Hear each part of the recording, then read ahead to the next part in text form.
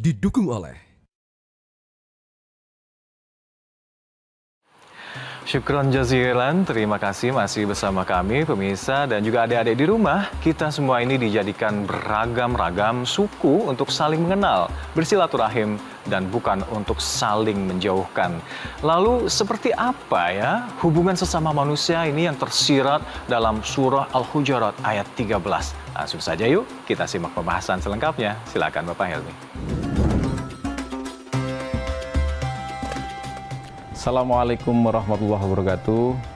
Adik-adik, dimanapun adik-adik berada, terima kasih sudah bersedia belajar di rumah. Saya kali ini akan sama-sama dengan adik-adik untuk belajar tentang topik hubungan sesama manusia. Pada kali ini kita akan mengangkat bagaimana Muslim memahami manusia. Adik-adik, kita tahu bahwa di dalam Al-Quran, Allah memanggil manusia itu dengan berbagai macam sebutan. Untuk manusia saja, untuk konsep manusia saja, Allah menyebutkan misalnya manusia itu disebut sebagai Bani Adam, anak cucu Adam. Kemudian manusia juga disebut sebagai Bashar, manusia juga disebut sebagai An-Nas, atau manusia juga bisa disebut dengan Al-Insan di dalam Al-Quran. Sebetulnya sebutan-sebutan seperti ini adalah belum termasuk sebutan yang lebih khusus tentang manusia yang dalam konsep misalnya tentang manusia beriman, tidak beriman. Misalnya saja dalam konteks manusia beriman, Allah menyebut manusia dengan berbagai macam. Al-Muslim, Al-Mu'min, Al-Muttaqin, Al-Mukhlisin. Adik-adik bisa mengembangkan sendiri di rumah. Artinya bahwa sebetulnya manusia punya sebutan yang kaya, dan karena kekayaan sebutan ini ada sesuatu yang istimewa dalam diri manusia. Di balik semua sebutan ini, makna terdalamnya adalah bahwa Allah hanya menurunkan risalah ini kepada manusia. Jadi yang diajak bicara oleh Allah itu adalah manusia. Ada makhluk yang lain seperti malaikat, mungkin iblis, mungkin makhluk-makhluk yang lain juga yang belum kita ketahui. Tetapi yang diajak bicara, mukhatab inti Allah adalah manusia di dalam Al-Quran. Hal ini ternyata tidak berjalan begitu saja tanpa ada perimbangan amanat yang juga diberikan oleh Allah. Jadi kekhususan, keistimewaan manusia di hadapan Allah ternyata diimbangi juga dengan beban yang besar. Apa itu? Bahwa manusia dipilih oleh Allah untuk mewakili Allah, untuk menjadi pemimpin di muka bumi, menjadi khalifatullah fil ard. Adik-adik tentu tahu apa artinya khalifatullah fil ard. Kita sering mendengar istilah itu.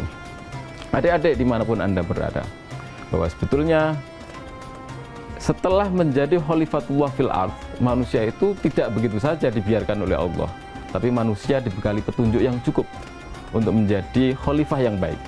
Petunjuk itu misalnya secara populer Allah telah menggariskan bahwa manusia diajari pola relasi yang sangat kita kenal sehari-hari.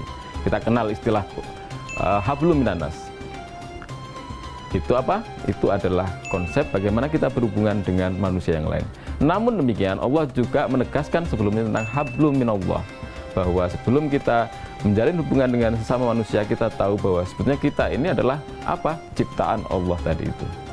Jadi adik-adik harus mulai membiasakan bahwa kita punya hubungan itu antara hablum minallah dan hablum minanas.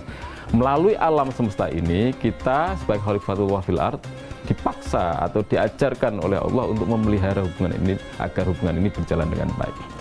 Selanjutnya, untuk menyempurnakan petunjuk Allah bagi manusia sebagai khalifatullah fil ard ini, selain hubungan tadi, kita diajarkan 3 prinsip dasar dalam ajaran Islam. 1 iman, 2 Islam, dan yang ketiga tentu adik-adik tahu, benar sekali, ihsan. Jadi di dalam 3 pilar ini, manusia diajarkan bagaimana yang pertama, selalu sadar bahwa dia adalah makhluk ciptaan. Dia tidak diciptakan secara kebetulan. Manusia itu diciptakan dengan tujuan. Apa itu? Agar tetap ingat bahwa dia adalah hamba Allah. Yang kedua, dengan Islam, manusia diajarkan hukum dan aturan. Dia diajarkan peribadatan agar dia bisa disiplin, dia bisa mendidik dirinya sendiri. Yang ketiga, ihsan. Ihsan adalah dimensi pengabdian. Iman Islam itu hasilnya adalah apakah dia bisa bermanfaat bagi orang lain apa tidak.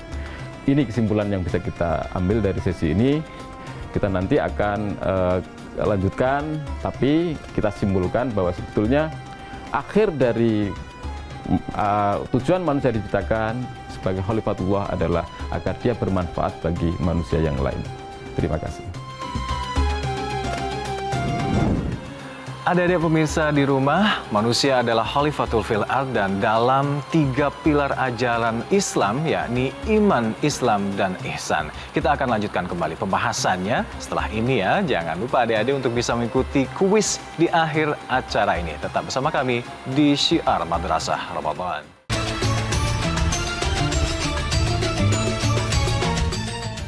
Didukung oleh